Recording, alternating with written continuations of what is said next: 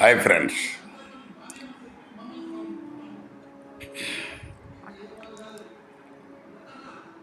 ఈ రాష్ట్ర ప్రభుత్వాలు రెండు తెలుగు రాష్ట్రాల్లో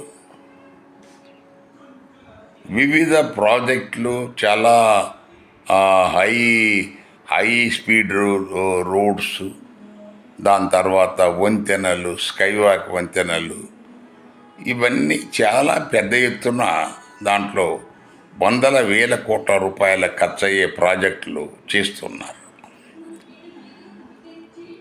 దానికి బడ్జెట్లో నిధులు ఎలా వస్తున్నాయో వాళ్ళు చెప్పటం లేదు.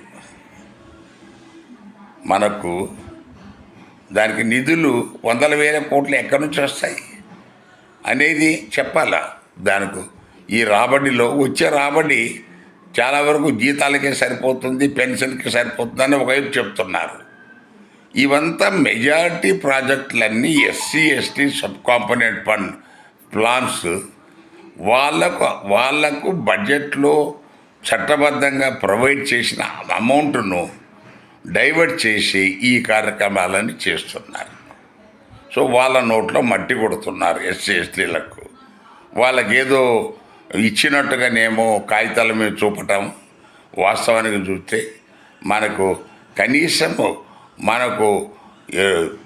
మన 2 లక్షల 3 లక్షల కోట్ల బడ్జెట్ అంటే మనకు ఆ లెక్కన వాళ్ళ జనాభా ప్రకారము సో 45,000 కోట్లు ఎస్సీలకు రావాలా, సో 22.5 కోట్లు ఎస్సీలకు రావాలా. ఏది ఎక్కడిస్తున్నారు? కానీ మళ్ళా జనాల మీద, ఎస్సీ ఎస్టీల మీద ఏడుపు. వాళ్ళు ఏదో పైకి వచ్చారు, ఆ రిజర్వేషన్ తీసేయండి, అది తీసేయండి, మెరిట్ ఇవన్నీ ఒకవైపు ఏడుస్తూనే ఉన్నారు. తర్వాత వీళ్ళను దోపిడీ చేస్తూ ఇంకా మీరు బాగా పెరుగుతూనే ఉన్నారు. మరి ఎంతకాలం ఇలా? దీనికి ఎక్కడో చోట మీరు ఈ ప్రభుత్వాలు మనకు వాళ్ళ డబ్బు కనీసం సగమన్న వాళ్ళకు మీరు ఖర్చు పెట్టకపోతే అంతకంటే దుర్మార్గం, అన్యాయం ఇంకేం లేదు. దయచేసి ఇద్దరు ముఖ్యమంత్రులు దీన్ని గమనించాలనేది మా విజ్ఞప్తి. Thank you.